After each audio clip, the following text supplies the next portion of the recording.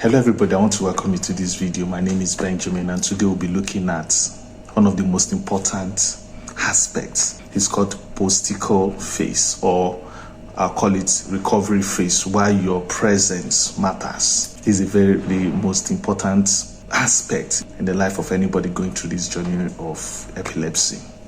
This is a period of recovery for that person having a seizure and experiencing care and love. Now, this is a period of recovery that is often the most confusing and vulnerable time for the person going through the journey of epilepsy. Your emphasis on the presence is perfect because that is exactly what the brain needs as it reboots. Whenever there's a seizure and you're trying to become aware of your environment, you're regaining consciousness, your brain is rebooting.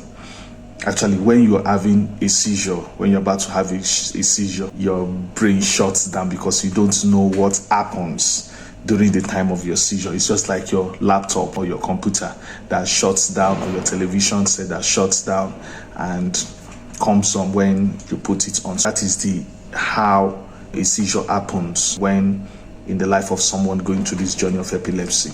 Now, the process for the person who just had a seizure and he or she is recovering, seeing you standing by or sitting beside him or her is a lifeline, which reframes care from a medical tax. We can reframe it as care from a medical tax, because when that person sees you, when that person gains consciousness and sees you, there's this safety. I remember one of those times that I had a seizure in the car, and around Barnex, I was the driver. They opened the car and pushed me out of the car. And by the time I regained consciousness, I saw about 5-6 people around me.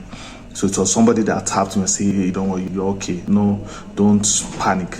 There's this fear that I wanted to come up, that what has happened, do you understand? Or did I have an accident or not? But when that man tapped me and said, "Hey, just be calm, don't worry, you're okay. Nothing is going to happen," I now began to look around. I saw, and that's when they now told me that I was pushed out of the car and the vehicle left. These are the things we need to also look at. These are the experiences that we go through during this journey of epilepsy, which reframes care from a medical tax to a compassionate human act. It answers the common questions people have.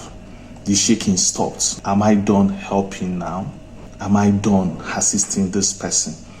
It explains the why behind the staying close to that person makes the supporter feels like their presence is a part of the healing. And that is the truth.